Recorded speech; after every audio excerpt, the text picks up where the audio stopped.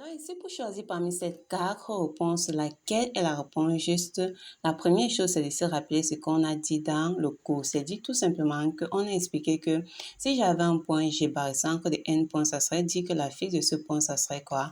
Ça serait tout simplement coefficient du premier fois son affixe. Donc, on va dire alpha 1 multiplié par z de A1 et ainsi de suite, le second par la fixe du second point jusqu'à notre dernier point. Donc ici, alpha n fois z de a n, le tout par la somme de ces coefficients, donc le premier plus le deuxième jusqu'au dernier. Bien, maintenant, ça veut dire que l'un de ces quatre messieurs représente cette expression-ci. Première des choses que je remarque, notamment ici, en fait, lorsque tu as ce type de questions, c'est mieux de procéder par élimination.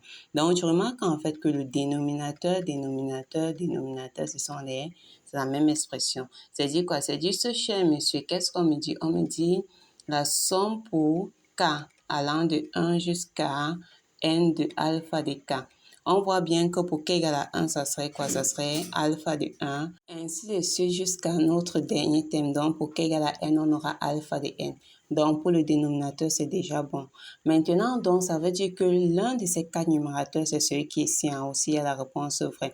Donc, ce qu'on va faire, c'est tester chacun. Alors, c'est dire que le numérateur, normalement, qui doit vérifier, doit avoir le même premier thème et le même dernier thème. C'est juste ces deux que tu vas vérifier. C'est-à-dire que si je prends la première somme, ça se déplace pour k allant de 1 jusqu'à n-1 de alpha de k z de a de k. C'est-à-dire que pour le premier thème, pour k égale à 1, on a bien alpha 1, z de a1. Donc, le premier thème, il y a vérifié, c'est bon. Maintenant, tu pars, je regarde le dernier thème. Le dernier thème, ici, c'est n-1. Ça veut dire que si on remplace k par n-1, ça serait alpha de n-1, z de a2, n-1. Donc, ceci-là, je ne peux pas prendre parce qu'on a dit qu'ici, c'est alpha de n. Donc, on oublie tout simplement le premier. Ok, on continue. Si ce n'est pas le premier, et si on voit le second, celui-ci. Donc, il commence pour k allant de 1 jusqu'à n plus 1. Donc, premier thème, donc alpha k, z de a de k. Premier thème, c'est alpha, donc pour k égale à 1, alpha 1, z de a1. C'est bon, ça vérifie. Maintenant, dernier thème, n plus 1. Donc, ici, en remplaçant k par n plus 1, on a alpha de n plus 1. On s'arrête là. Ce n'est pas bon. Notre dernier thème, c'est alpha de n. Donc, ce cher monsieur, lui non plus, il ne fait pas partie des gagnants. Maintenant, troisième, on a qui en troisième? On a ceci.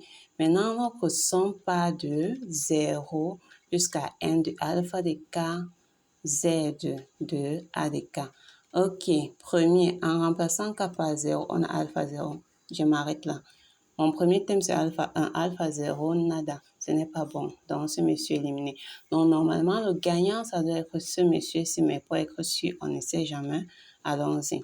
Pour k allant de 0 jusqu'à n-1 de alpha k plus 1, z de a2, k plus 1. Vous voyez que si je prends pour k égale à 0, je remplace k par 0, j'aurai alpha de 1 parce que ça fait 0 plus 1. Donc, j'ai alpha de 1, z de a1. Donc, le premier thème est bon. C'est vérifié. Donc, ici, c'est plus. Maintenant, le dernier thème. Pour k égale à n plus 1. Donc, vous voyez ici, ça va faire n moins 1 plus 1. Ce qui va faire z de n, z de a n. Donc, le dernier thème est vérifié. Donc, c'est bien celui-ci-là qui vérifie les deux conditions, qui vérifie tout simplement la fixe de notre point J.